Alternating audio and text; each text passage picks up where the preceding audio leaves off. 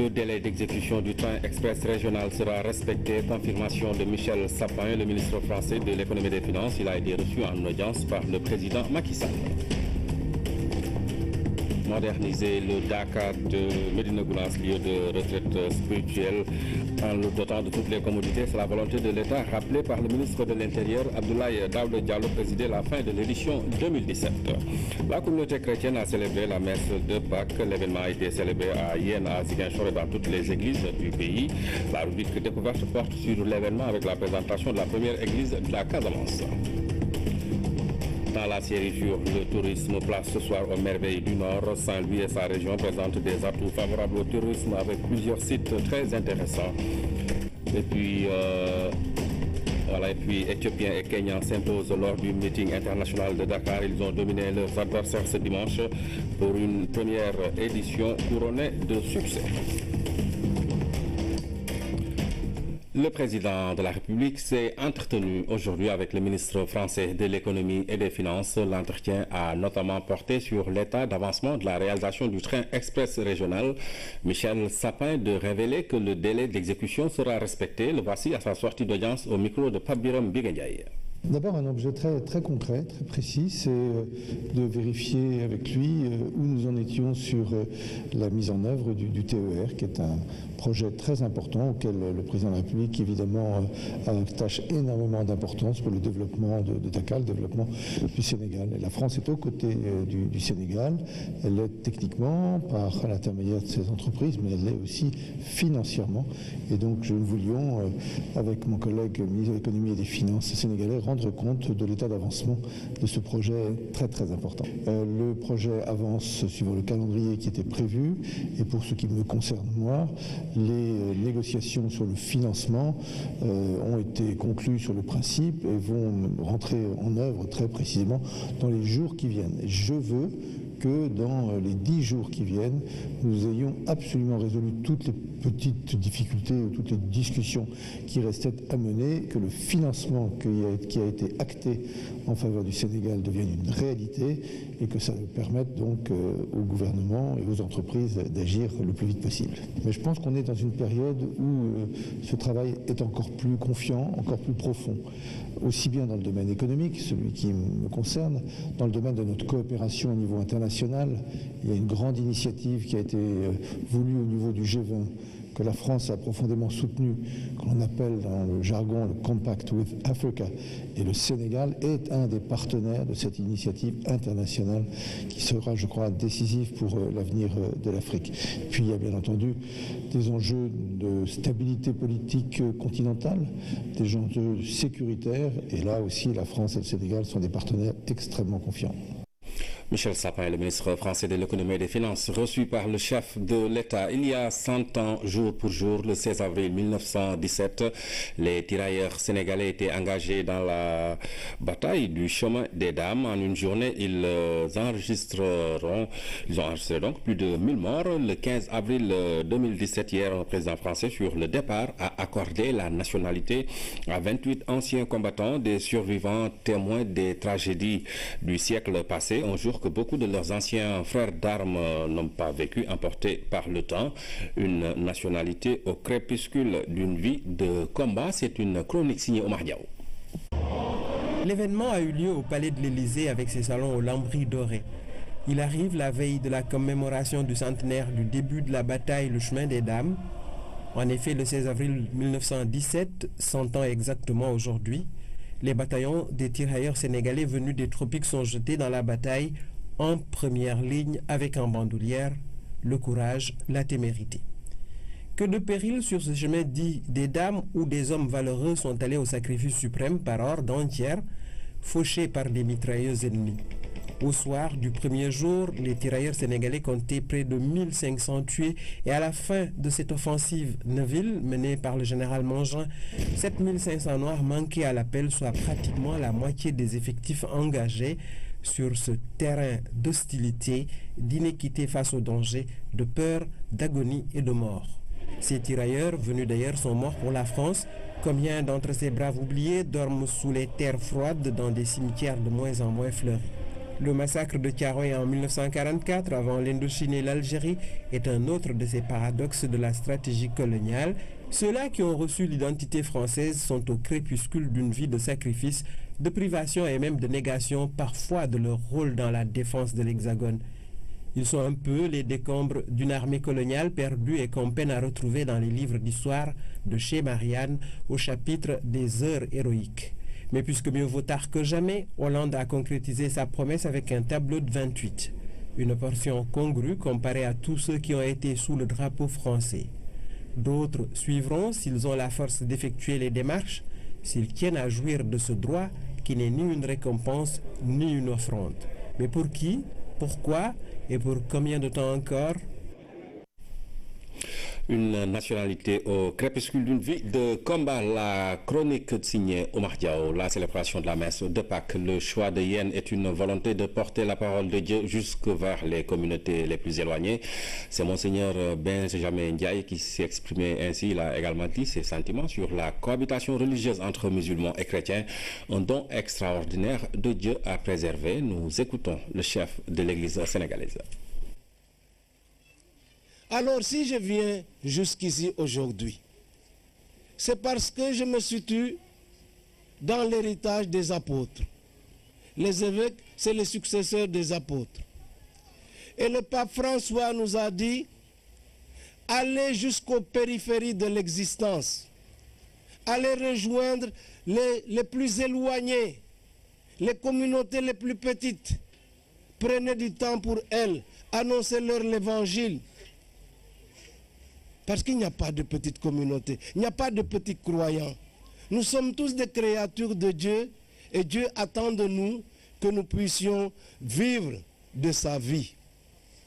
Alors c'est ce qui m'a conduit jusqu'ici, pour annoncer l'évangile, pour prier avec vous, pour me réjouir de la cohabitation qui se vit ici.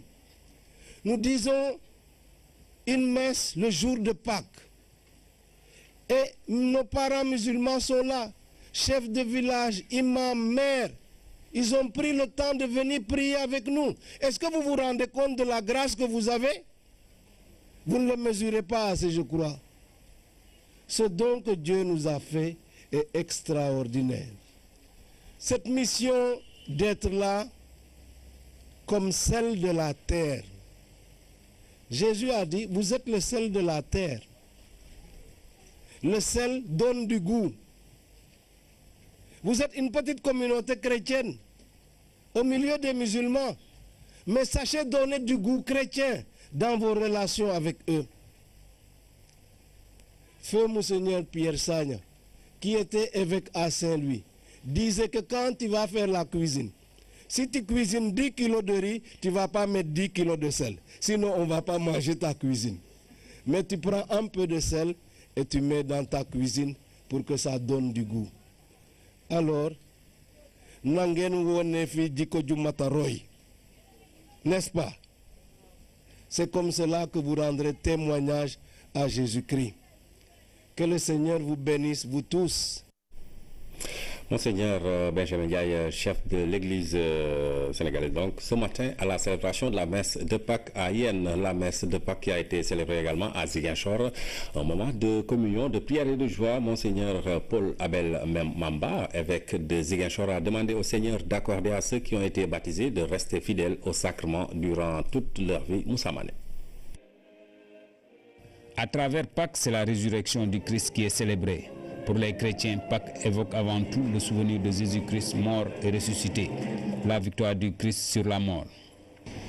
Chers frères et sœurs, célébrer la résurrection du Christ, c'est passer avec lui de la mort à la vie, c'est passer du pays de la servitude au pays de la liberté, ou encore passer des ténèbres à la lumière. La célébration de Pâques est aussi l'occasion pour ces jeunes de recevoir le sacrement du baptême. Pâques est alors au cœur de l'existence de tout baptisé. La victoire du Christ entraîne tous les baptisés à accéder à la vie avec le Christ dans sa gloire.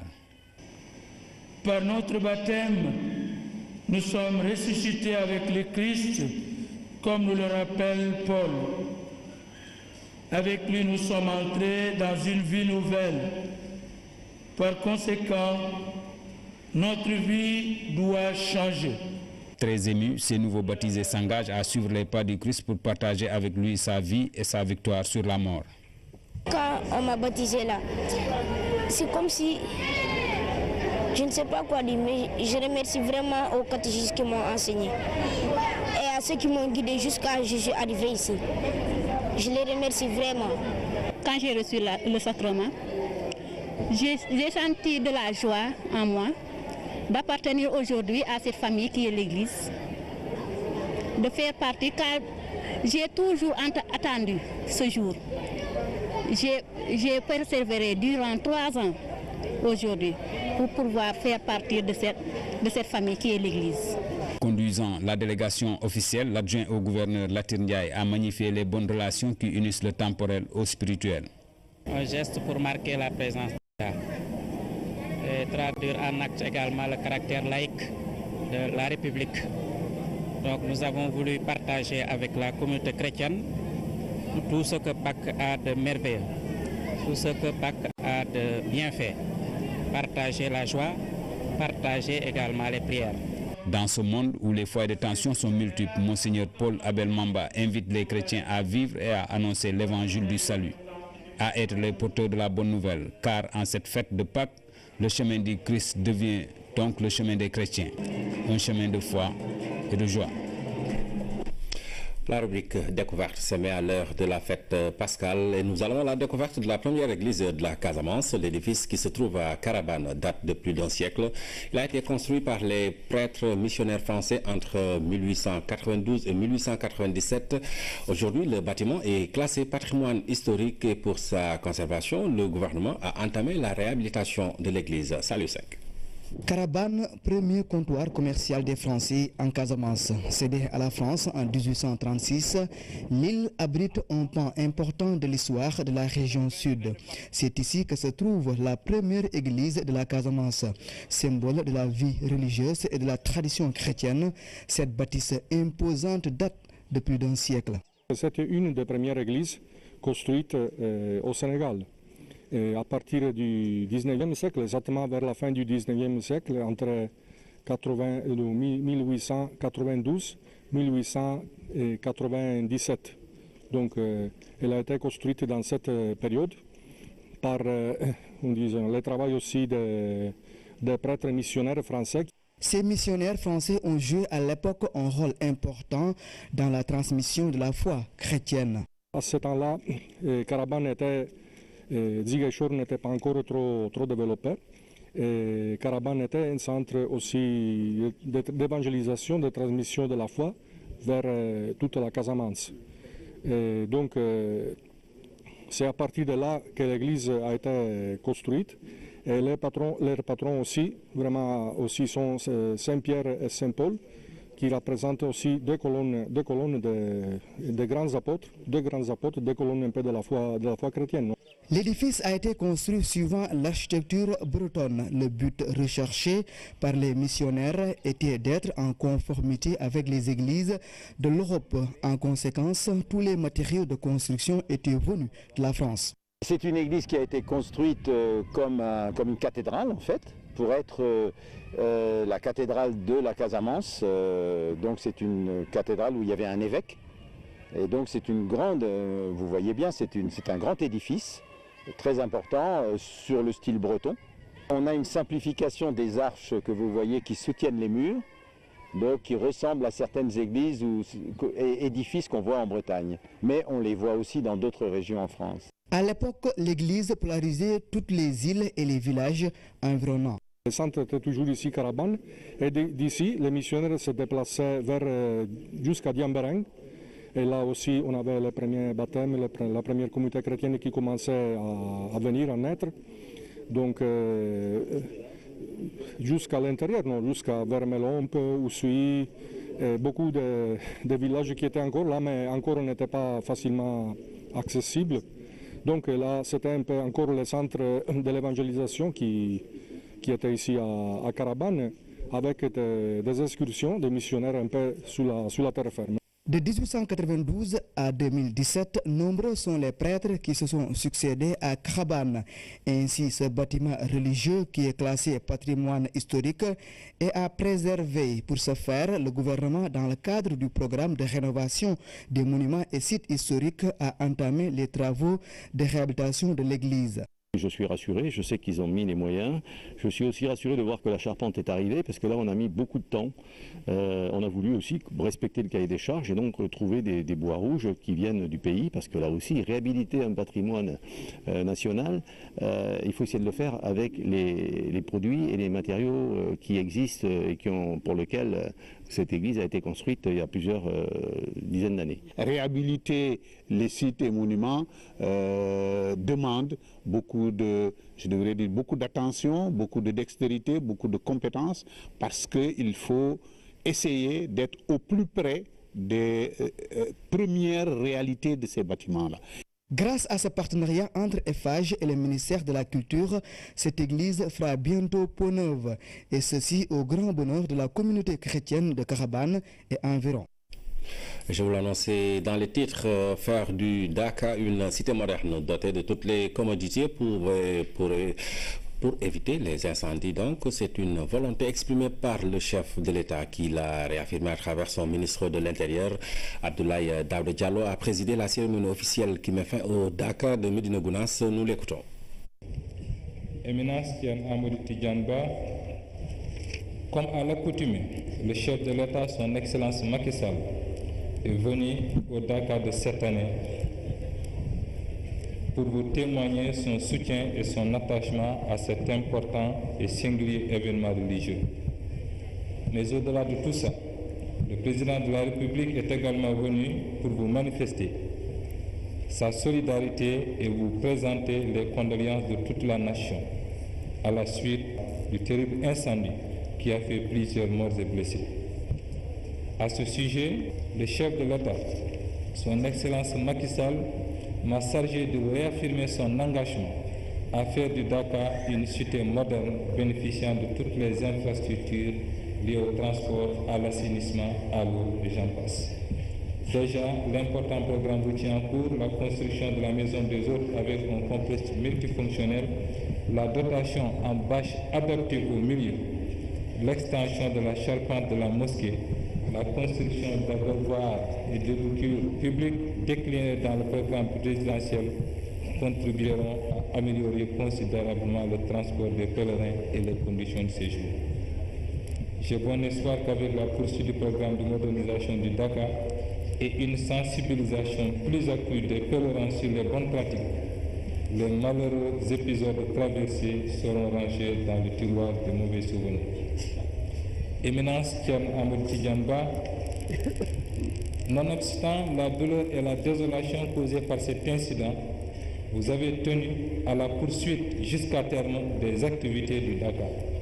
Ce faisant, vous donnez une belle leçon de foi en la divine volonté de Allah subhanahu wa ta'ala, maître des terres et des cieux. En adoptant cette posture, vous montrez que vous êtes véritablement les dignes continuateurs de la monumentale œuvre spirituelle et morale du vénéré Thierno Mohamed Saïd Ba Radiyallahu ta'ala anhu.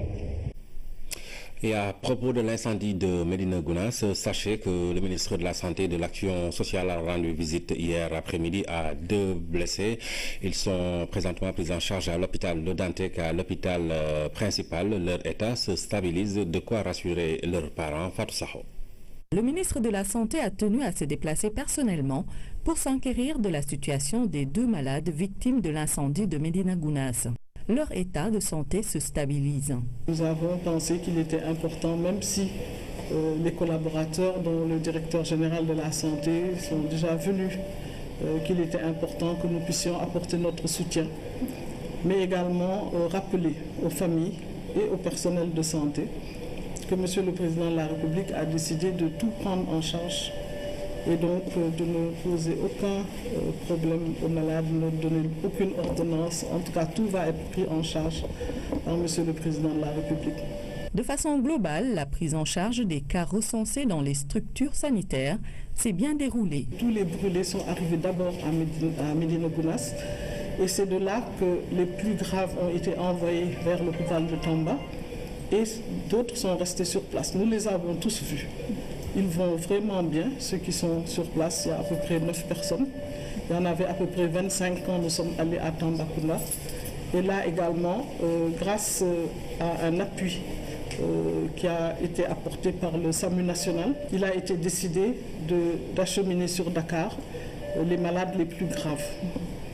C'est ainsi qu'il y en a 2 qui sont restés à Kaolack. La prise en charge est correctement faite sur place et les plus graves sont arrivés jusqu'à Dakar. D'ailleurs, il y en a 2 qui sont décédés pratiquement quelques heures après leur arrivée.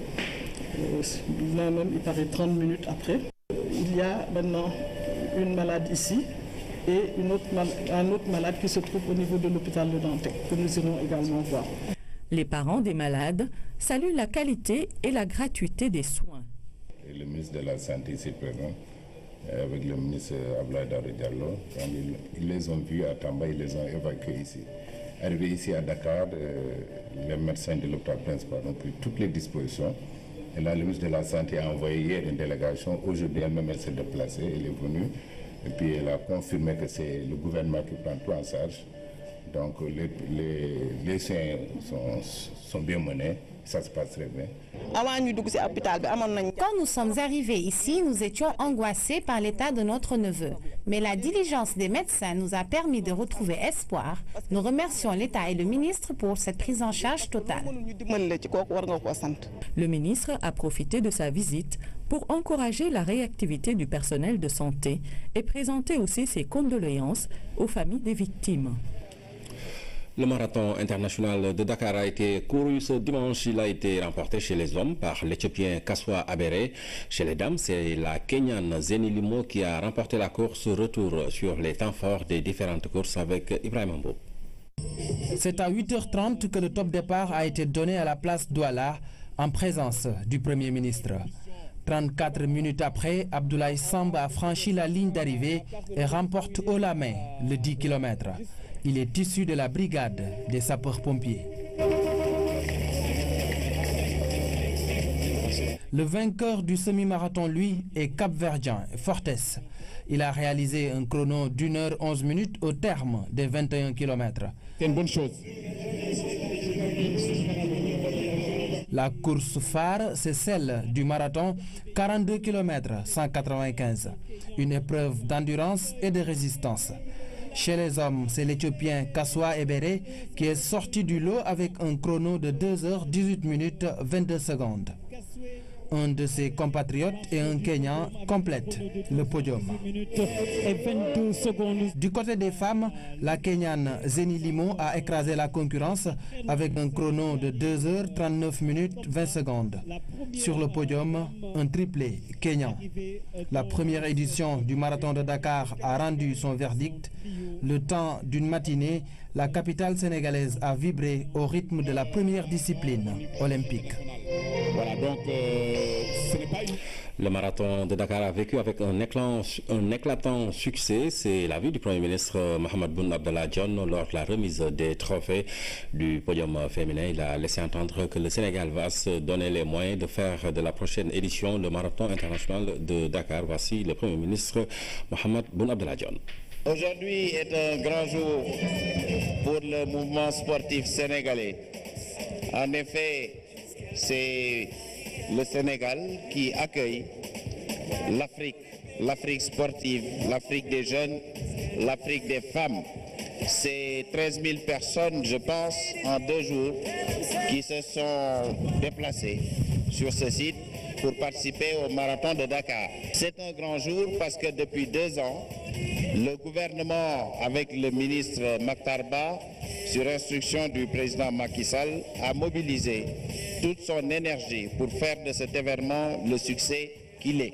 Bien entendu, la vie associative, les associations Sport pour tous et bien d'autres se sont également mobilisés pour faire de Dakar aujourd'hui la capitale de l'athlétisme africain.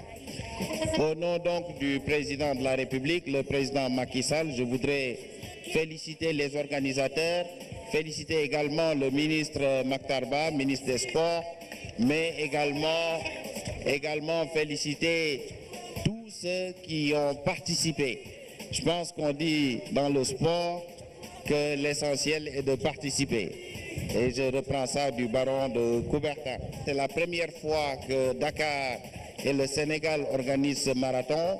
Nous souhaitons en faire un marathon international et je puis vous dire ici au nom du chef de l'État, le président Macky Sall, que nous ne ménagerons aucun effort pour que la deuxième édition, celle de l'année prochaine, soit également une réussite.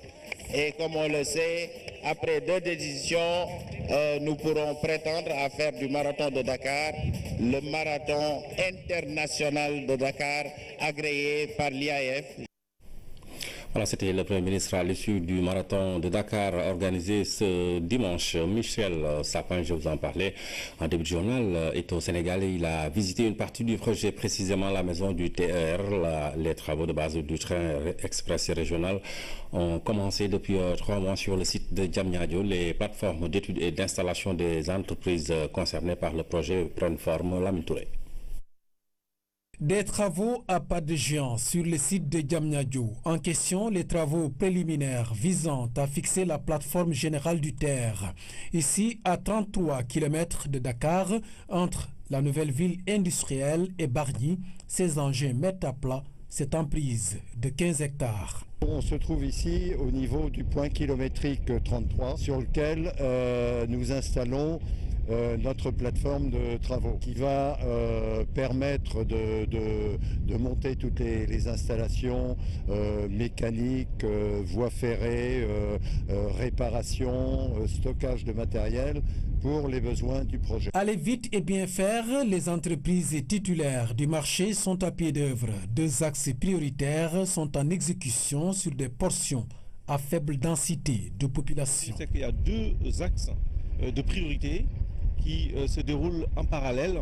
C'est le schéma de communication sociale qui permet de libérer les emprises et les mettre à disposition des titulaires des marchés. Le deuxième axe, c'est le planning directeur qui permet une coordination des actions entre les titulaires des marchés pour pouvoir démarrer les travaux. Nous avons aujourd'hui démarré le chantier. Les terrassements de la plateforme sont en cours d'exécution. Aujourd'hui, ils ont finalisé pour la partie terrassement pour à peu près à 8 km. Et aussi, il y a 3 plateformes importantes. C'est la plateforme d'études sur 8 hectares que nous avons visité tout à l'heure, sur laquelle il est attendu à peu près 200 ingénieurs sur le terrain pour pouvoir continuer la finalisation des études d'exécution. Il y a la deuxième plateforme, c'est la plateforme de travaux, plateforme sur laquelle, pour à peu près 15 hectares, nous allons retrouver l'ensemble des titulaires. Pour être en phase avec le caractère urgent du projet, l'État a levé toutes les conditions suspensives du marché. Le directeur général de l'APEX est venu constater l'effectivité de l'avancement des travaux pour toutes les entreprises concernées. Au niveau de la maison du TER, le ministre français de l'économie et des finances, en compagnie de son homologue sénégalais, a eu droit à des explications précises sur les contours du projet. De 2015 à 2016, beaucoup d'étapes ont été franchies. Ce qui est important, c'est qu'on voit ici que c'est démarré, c'est parti, non seulement les études, mais une partie déjà des travaux sont en cours. Et j'ai voulu personnellement, sous l'autorité du président de la République française, que les choses aillent le plus vite possible et que la France puisse apporter sa contribution au financement de ce très important investissement. Le projet avance, nous sommes dans les délais, le financement est mobilisé. Et aujourd'hui, nous sommes dans la phase de réalisation, donc c'est tout à fait heureux de voir que très prochainement, les Sénégalais vont connaître ce qu'est un train électrique. Les Sénégalais vont pouvoir se déplacer et surtout maîtriser leur temps. Je pense que cela est extrêmement important. À la maison du train express régional, la base opérationnelle est en place. Elle renvoie tout ce qui se fait de moderne ailleurs dans le système de transport rapide. De l'eau en qualité et en quantité pour Thiadiaye, c'est une priorité pour le maire de la ville. Maître Omar Youm a adressé à l'occasion d'une audience publique les chantiers hydrauliques de la ville. Il était avec les directeurs généraux de la SONES et de la SDE et déjà le deuxième forage de Thiadiaye sera bientôt fonctionnel. Thierno Amadoussi. Tchadjaï, une commune du département de Mbour avec plus de 16 000 habitants. À l'hôtel de ville, le maire conduit une audience publique. La question de l'alimentation en eau potable se pose sans détour. Des réponses précises apportées par les directeurs généraux de la Sénégalaise des eaux, SDE, et de la Société nationale des eaux du Sénégal, SONES. L'édile de la ville, initiateur de cet exercice démocratique et transparent, en sort satisfait. Il y a eu un débat viral au niveau des populations, au niveau des médias sociaux, sur la qualité de l'eau, sur le déficit d'approvisionnement, sur les demandes d'extension. Et donc, quand j'ai reporté cela au ministre de l'Hydraulique, il a bien voulu me mettre à disposition le directeur général de la SONES, le directeur général de la SDE, pour venir apporter dans le cadre de la gouvernance publique, de la transparence, qui est quand même une dimension très importante dans notre gouvernance, mais aussi de la participation citoyenne que je voudrais saluer. Donc c'est un exercice d'abord d'apaisement, pour montrer que l'État est au courant de ce qui se fait ici et a pris toutes les dispositions pour accompagner les doléances qui ont été exprimées par les populations. La solution, elle se trouve ici. Aujourd'hui, à Tchadjaï, un deuxième forage jette ses tout premiers mètres cubes d'eau. Ce que nous avons vu ici, c'est déjà un deuxième forage qui vient renforcer les capacités de production de cette station. C'est vous dire simplement que l'État était déjà au courant de ce qui se passait, que l'État avait déjà pris les dispositions pour justement améliorer l'approvisionnement, mais aussi améliorer la qualité de l'eau. Des investissements qui sont estimés en 2017 à 250 millions de francs CFA, mais dans 3 ans, ils vont atteindre 4 milliards de francs CFA. L'État, sous l'impulsion du ministère de l'Hydraulique, a mis en place un programme que nous appelons sécurisation des villes monoforages. Comme vous l'avez constaté, Tchadjaï a toujours existé avec un seul forage. Ce forage de secours va être le forage principal parce que, alhamdoulilah, le débit va être supérieur à l'ancien forage. Mais ça, c'est une solution urgente. Comme aime le dire M. le ministre de l'Hydraulique, il est en train de dérouler un plan Marshall.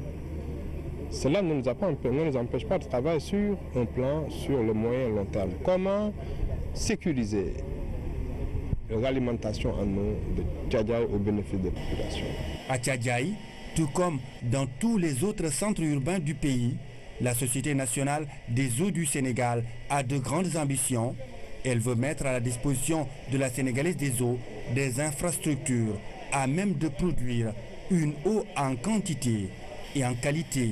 Nous avons un forage ici qui produit l'eau pour Tchadjaï, qui est là depuis un certain temps et qui est arrivé à un niveau où il faut le renforcer pour pouvoir satisfaire la demande de toutes les populations. Il fournit 600 m3 par jour pour des besoins estimés à 800 m3, donc c'est l'objet du renforcement qui est en cours de réalisation par la SONES. Aujourd'hui, nous n'avons pas de difficultés sur la qualité de l'eau. Elle ne rend pas malade quand on consomme cette eau, aussi à Tchadjaï. Nous allons corriger les aspects qui sont proches de la limite des directives de l'Organisation mondiale de la santé, donc en résumé, remplacer les membranes et renforcer la production.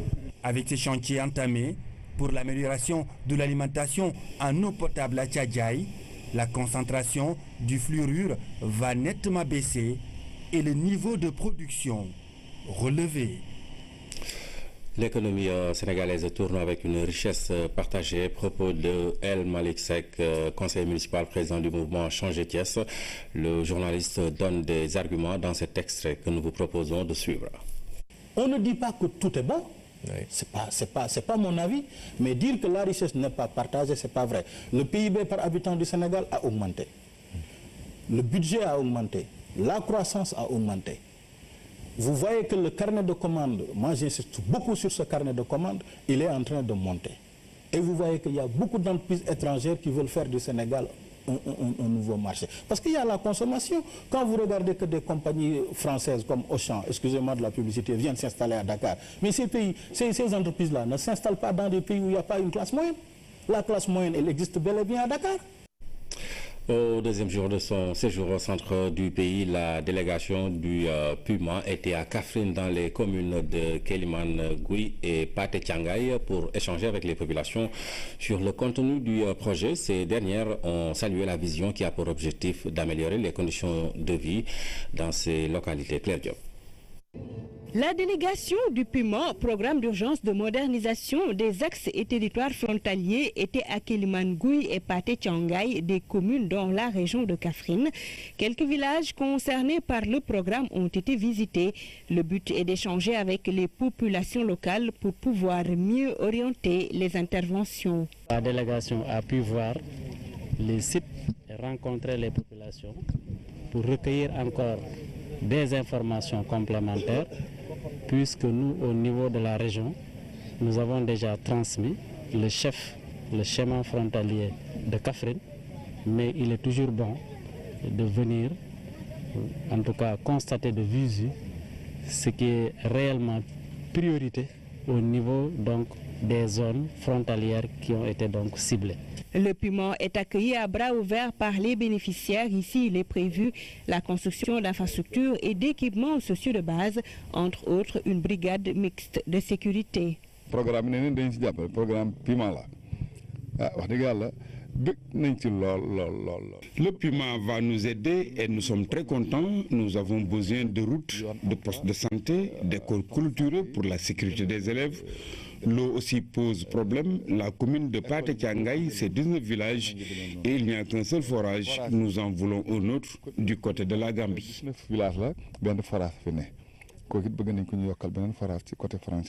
Ces échanges ont permis une plus large compréhension et une appropriation du programme par les acteurs à la base. Pour rappel, le PUMA a été lancé en octobre 2016 par le président de la République. L'ambition est de prendre correctement en charge les préoccupations des populations des zones frontalières par la réalisation de projets structurants. Un mieux-être est recherché. Saint-Louis et sa région présentent des atouts favorables au tourisme. Dans le cadre de notre dossier consacré aux merveilles du Sénégal, nous allons revisiter les différents sites de la zone nord, de même que les traditions culturelles et historiques de cette région. Et c'est avec Mama Moussagna. Telle une gigantesque oasis, le delta du fleuve Sénégal est la dernière escale pour ces milliers d'oiseaux migrateurs qui trouvent repos et vie dans le parc de Djoudj, ainsi que dans la réserve de Gumbel. Le fleuve Sénégal, il constitue l'épine dorsale de la région sur plusieurs centaines de kilomètres, baigne dans un environnement exceptionnel qui permet des balades en pirogue ou en bateau avec le mythique Bouel Mogdad jusqu'à Bakel. C'était super. On a vu beaucoup de pélicans voler avec les nénuphars. Le delta du fleuve Sénégal, c'est aussi le barrage de Diamant, la folie du baron Roger à Richard Toll, le fort de Podor et de nombreux sites religieux comme Alouar, village de Cheikhou Oumar Foutiyou Tall, qui a tracé la grande mosquée de Saint-Louis, située sur l'île de Saint-Louis, à la pointe nord de la vieille ville. L'île de Saint-Louis, patrimoine mondial de l'UNESCO, qui garde encore les traces dans son architecture et surtout dans sa culture et ses traditions. Des élégantes signares métisses influentes de l'époque coloniale jusqu'à l'ère de l'aéropostale qui rappelle l'hydrobase. Ce lieu de détente au bord d'une plage immense et tranquille. Dans son prolongement se trouve le parc de la langue de Barbarie. De nombreux oiseaux, des mammifères, des reptiles ont élu domicile dans ce sanctuaire.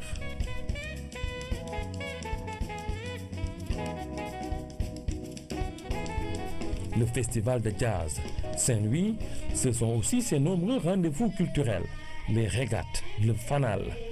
Bref, Saint-Louis demeure une ville d'art et d'histoire et occupe aujourd'hui une place prépondérante dans l'environnement touristique sénégalais. Maman Moussagna qui nous a bien présenté sa ville de Saint-Louis. L'Association nationale pour la promotion de la femme sérère a organisé la 13e édition de ses activités culturelles. Une soirée a été organisée à cette occasion au Théâtre national Daniel Sorano. Cette année, le ministre du Commerce Alioune Sarr était le parrain de la manifestation. Dame Silla.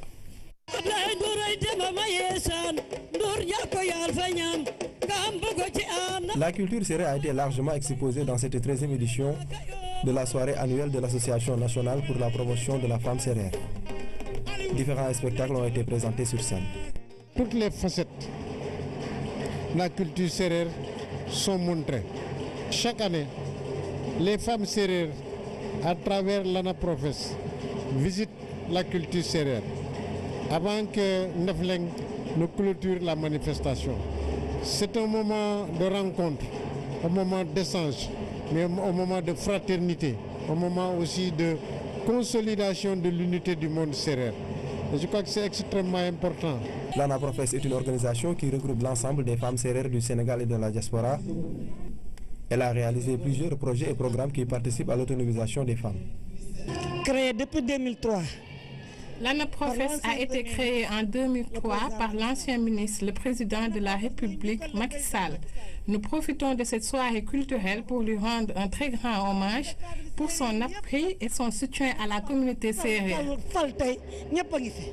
Pour cette 13e édition, l'ANAPROFES a eu comme parrain le ministre du Commerce, Alioune Sarr. Une personnalité qui participe beaucoup à la promotion de la culture sérère.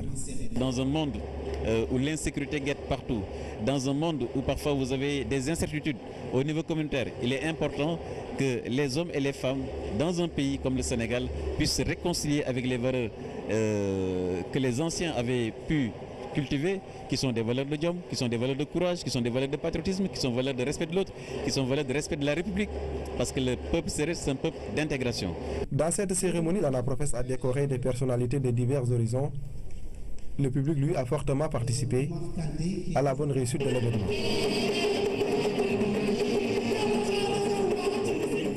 Parlons de l'édition 2017 de la randonnée pédestre des amicales de la RTS et de la BCEAO Kaolack.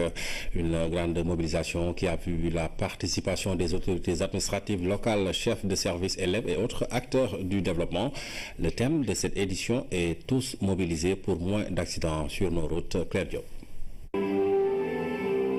Lever des couleurs, puis un peu de fitness pour préparer les muscles. C'est ainsi que démarre la 5e édition de la randonnée pédestre des amicales des agents de la RTS et de la BCEAO Kaolack.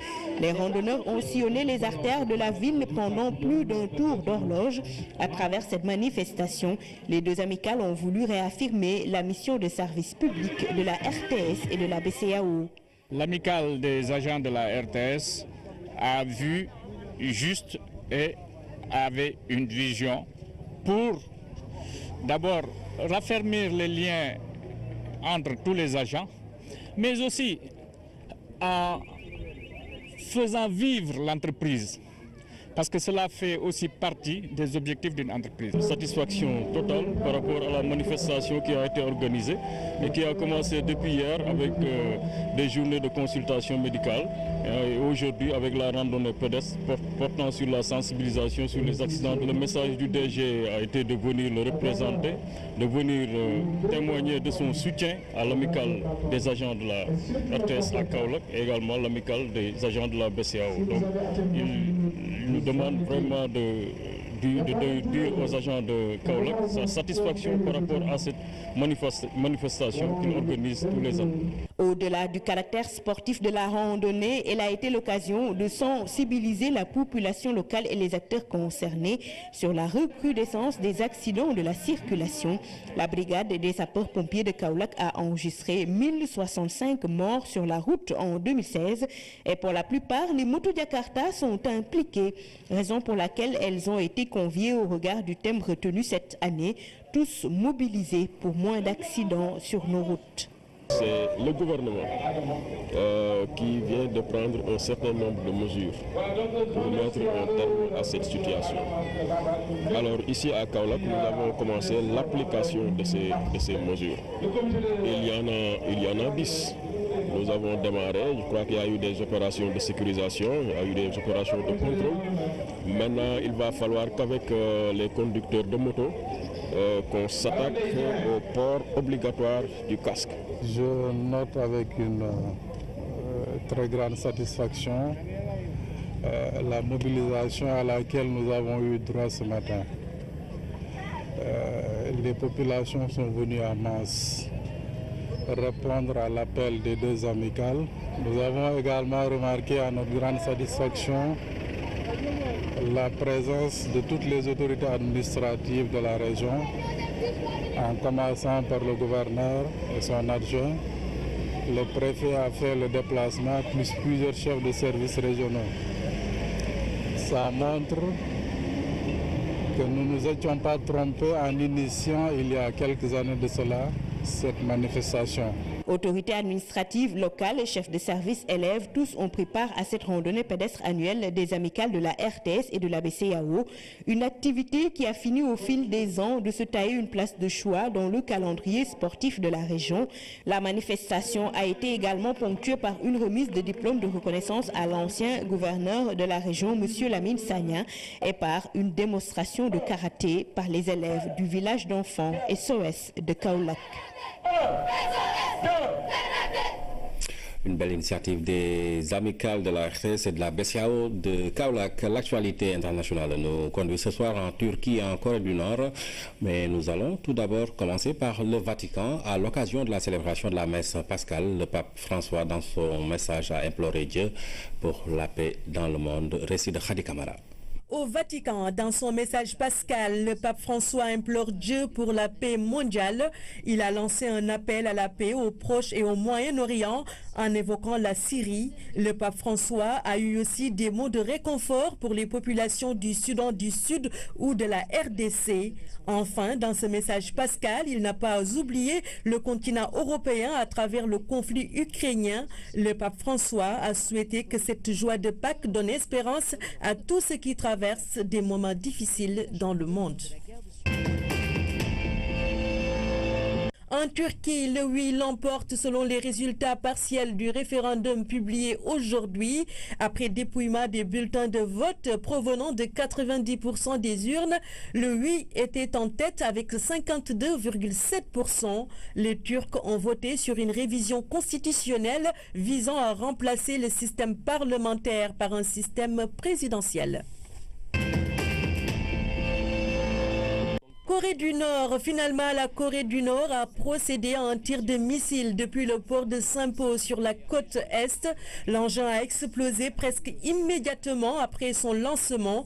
Selon les armées sud-coréennes et américaines, le type de missile n'a pas encore été déterminé. La Corée du Nord montre une fois de plus qu'elle refuse de se faire intimider. Les États-Unis avaient déployé autour de la péninsule un porte-avions et des navires de guerre afin de dissuader la Corée du Nord à des essais nucléaires ou balistiques. Voilà cet élément de Khadi Kamara. Mais fin à cette édition. Merci de nous avoir suivis. Passez d'excellents moments en compagnie des programmes de la RTS.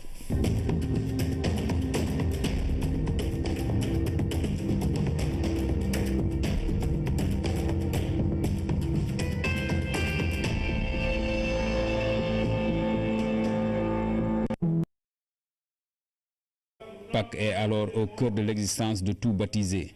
La victoire du Christ entraîne tous les baptisés à accéder à la vie avec le Christ dans sa gloire. Par notre baptême, nous sommes ressuscités avec le Christ, comme nous le rappelle Paul. Avec lui, nous sommes entrés dans une vie nouvelle. Par conséquent, notre vie doit changer. Très ému, ces nouveaux baptisés s'engagent à suivre les pas du Christ pour partager avec lui sa vie et sa victoire sur la mort. Quand on m'a baptisé là, c'est comme si, je ne sais pas quoi dire, mais je remercie vraiment aux catéchistes qui m'ont enseigné et à ceux qui m'ont guidé jusqu'à ce que je suis arrivé ici. Je les remercie vraiment. Quand j'ai reçu le sacrement, j'ai senti de la joie en moi d'appartenir aujourd'hui à cette famille qui est l'Église, de faire partie, car j'ai toujours attendu ce jour. J'ai persévéré durant 3 ans aujourd'hui pour pouvoir faire partie de cette famille qui est l'Église. Conduisant la délégation officielle, l'adjoint au gouverneur Latir Ndiaye a magnifié les bonnes relations qui unissent le temporel au spirituel. Un geste pour marquer la présence d'État. Et traduire en acte également le caractère laïque de la République. Donc nous avons voulu partager avec la communauté chrétienne tout ce que Pâques a de merveilleux, tout ce que Pâques a de bienfaits. Partager la joie, partager également les prières. Dans ce monde où les foyers de tension sont multiples, Monseigneur Paul Abel Mamba invite les chrétiens à vivre et à annoncer l'évangile du salut, à être les porteurs de la bonne nouvelle, car en cette fête de Pâques, le chemin du Christ devient donc le chemin des chrétiens, un chemin de foi et de joie. La rubrique découverte se met à l'heure de la fête pascale et nous allons à la découverte de la première église de la Casamance. L'édifice qui se trouve à Carabane date de plus d'un siècle. Il a été construit par les prêtres missionnaires français entre 1892 et 1897. Aujourd'hui, le bâtiment est classé patrimoine historique et pour sa conservation, le gouvernement a entamé la réhabilitation de l'église. Pour la France, combien d'entre ces braves oubliés dorment sous les terres froides dans des cimetières de moins en moins fleuris? Le massacre de Thiaroye en 1944, avant l'Indochine et l'Algérie, est un autre de ces paradoxes de la stratégie coloniale. Ceux-là qui ont reçu l'identité française sont au crépuscule d'une vie de sacrifice, de privation et même de négation parfois de leur rôle dans la défense de l'Hexagone. Ils sont un peu les décombres d'une armée coloniale perdue et qu'on peine à retrouver dans les livres d'histoire de chez Marianne au chapitre des heures héroïques. Mais puisque mieux vaut tard que jamais, Hollande a concrétisé sa promesse avec un tableau de 28. Une portion congrue comparée à tous ceux qui ont été sous le drapeau français. D'autres suivront s'ils ont la force d'effectuer les démarches, s'ils tiennent à jouir de ce droit qui n'est ni une récompense ni une offrande. Mais pour qui, pourquoi et pour combien de temps encore? Une nationalité au crépuscule d'une vie de combat. La chronique signée Omar Diao, la célébration de la messe de Pâques. Le choix de Yen est une volonté de porter la parole de Dieu jusque vers les communautés les plus éloignées. C'est Monseigneur Benjamin Ndiaye qui s'est exprimé ainsi. Il a également dit ses sentiments sur la cohabitation religieuse entre musulmans et chrétiens. Un don extraordinaire de Dieu à préserver. Nous écoutons le chef de l'Église sénégalaise. Alors si je viens jusqu'ici aujourd'hui, c'est parce que je me situe dans l'héritage des apôtres. Les évêques, c'est les successeurs des apôtres. Et le pape François nous a dit, allez jusqu'aux périphéries de l'existence, allez rejoindre les plus éloignés, les communautés les plus petites. Prenez du temps pour elles, annoncez-leur l'évangile. Parce qu'il n'y a pas de petite communauté, il n'y a pas de petits croyants. Nous sommes tous des créatures de Dieu et Dieu attend de nous que nous puissions vivre de sa vie. Alors c'est ce qui m'a conduit jusqu'ici, pour annoncer l'évangile, pour prier avec vous, pour me réjouir de la cohabitation qui se vit ici. Nous disons une... Le délai d'exécution du train express régional sera respecté. Confirmation de Michel Sapin, le ministre français de l'économie et des finances. Il a été reçu en audience par le président Macky Sall. Moderniser le Dakar de Médina Gounass, lieu de retraite spirituelle, en le dotant de toutes les commodités. C'est la volonté de l'État rappelée par le ministre de l'Intérieur, Abdoulaye Daouda Diallo, présidé la fin de l'édition 2017. La communauté chrétienne a célébré la messe de Pâques. L'événement a été célébré à Yen, à Ziguinchor et dans toutes les églises du pays. La rubrique découverte porte sur l'événement avec la présentation de la première église de la Casamance. Dans la série sur le tourisme, place ce soir aux merveilles du Nord. Saint-Louis et sa région présentent des atouts favorables au tourisme avec plusieurs sites très intéressants. Et puis, Éthiopiens et Kenyans s'imposent lors du meeting international de Dakar. Ils ont dominé leurs adversaires ce dimanche pour une première édition couronnée de succès.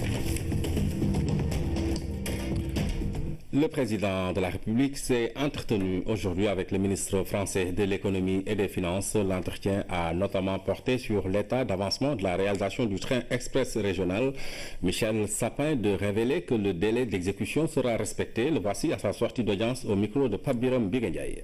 D'abord, un objet très concret, très précis, c'est de vérifier avec lui où nous en étions sur la mise en œuvre du TER, qui est un projet très important auquel le président de la République, évidemment, attache énormément d'importance pour le développement de Dakar, le développement du Sénégal. Et la France est aux côtés du Sénégal. Elle l'est techniquement par l'intermédiaire de ses entreprises, mais elle l'est aussi financièrement. Et donc, nous voulions, avec mon collègue ministre de l'économie et des finances sénégalais, rendre compte de l'état d'avancement de ce projet très important. Le projet avance suivant le calendrier qui était prévu, et pour ce qui me concerne moi, les négociations sur le financement ont été conclues sur le principe et vont rentrer en œuvre très précisément dans les jours qui viennent. Je veux que dans les 10 jours qui viennent, nous ayons absolument résolu toutes les petites difficultés ou toutes les discussions qui restaient à mener, que le financement qui a été acté en faveur du Sénégal devienne une réalité et que ça permette donc au gouvernement et aux entreprises d'agir le plus vite possible. Mais je pense qu'on est dans une période où ce travail est encore plus confiant, encore plus profond, aussi bien dans le domaine économique, celui qui me concerne, dans le domaine de notre coopération au niveau international. Il y a une grande initiative qui a été voulue au niveau du G20, que la France a profondément soutenu, que l'on appelle dans le jargon le Compact with Africa, et le Sénégal est un des partenaires de cette initiative internationale qui sera, je crois, décisif pour l'avenir de l'Afrique. Puis il y a bien entendu des enjeux de stabilité politique continentale, des enjeux sécuritaires, et là aussi la France et le Sénégal sont des partenaires extrêmement confiants. Michel Sapin, le ministre français de l'économie et des finances, reçu par le chef de l'État il y a 100 ans, jour pour jour, le 16 avril 1917. Les tirailleurs sénégalais étaient engagés dans la bataille du chemin des dames. En une journée, ils ont enregistré donc plus de 1000 morts. Le 15 avril 2017, hier, le président français, sur le départ, a accordé la nationalité à 28 anciens combattants, des survivants témoins des tragédies du siècle passé, un jour que beaucoup de leurs anciens frères d'armes n'ont pas vécu, emportés par le temps. Une nationalité au crépuscule d'une vie de combat. C'est une chronique signée Omar Diaw. L'événement a eu lieu au Palais de l'Élysée avec ses salons aux lambris dorés. Il arrive la veille de la commémoration du centenaire du début de la bataille Le Chemin des Dames. En effet, le 16 avril 1917, 100 ans exactement aujourd'hui, les bataillons des tirailleurs sénégalais venus des tropiques sont jetés dans la bataille en première ligne avec en bandoulière le courage, la témérité. Que de périls sur ce chemin dit des dames où des hommes valeureux sont allés au sacrifice suprême par ordre entière, fauchés par des mitrailleuses ennemies. Au soir du premier jour, les tirailleurs sénégalais comptaient près de 1500 tués et à la fin de cette offensive Neuville, menée par le général Mangin, 7500 Noirs manquaient à l'appel, soit pratiquement la moitié des effectifs engagés sur ce terrain d'hostilité, d'inéquité face au danger, de peur, d'agonie et de mort. Ces tirailleurs, venus d'ailleurs, sont morts. Messe le jour de Pâques. Et nos parents musulmans sont là. Chefs de village, imams, maires, ils ont pris le temps de venir prier avec nous. Est-ce que vous vous rendez compte de la grâce que vous avez? Vous ne le mesurez pas assez, je crois. Ce don que Dieu nous a fait est extraordinaire. Cette mission d'être là comme sel de la terre. Jésus a dit, vous êtes le sel de la terre. Le sel donne du goût. Vous êtes une petite communauté chrétienne au milieu des musulmans, mais sachez donner du goût chrétien dans vos relations avec eux. Feu Monseigneur Pierre Sagna, qui était évêque à Saint-Louis, disait que quand tu vas faire la cuisine, si tu cuisines 10 kilos de riz, tu ne vas pas mettre 10 kilos de sel. Sinon, on ne va pas manger ta cuisine. Mais tu prends un peu de sel et tu mets dans ta cuisine pour que ça donne du goût. Alors, n'est-ce pas? C'est comme cela que vous rendrez témoignage à Jésus-Christ. Que le Seigneur vous bénisse, vous tous. Monseigneur Benjamin Ndiaye, chef de l'église sénégalaise, donc ce matin à la célébration de la messe de Pâques à Yenne, la messe de Pâques qui a été célébrée également à Ziguinchor, un moment de communion, de prière et de joie. Monseigneur Paul Abel Mamba, évêque de Ziguinchor, a demandé au Seigneur d'accorder à ceux qui ont été baptisés de rester fidèles au sacrement durant toute leur vie. Moussa Mané. À travers Pâques, c'est la résurrection du Christ qui est célébrée. Pour les chrétiens, Pâques évoque avant tout le souvenir de Jésus-Christ mort et ressuscité, la victoire du Christ sur la mort. Chers frères et sœurs, célébrer la résurrection du Christ, c'est passer avec lui de la mort à la vie, c'est passer du pays de la servitude au pays de la liberté, ou encore passer des ténèbres à la lumière. La célébration de Pâques est aussi l'occasion pour ces jeunes de recevoir le sacrement du baptême,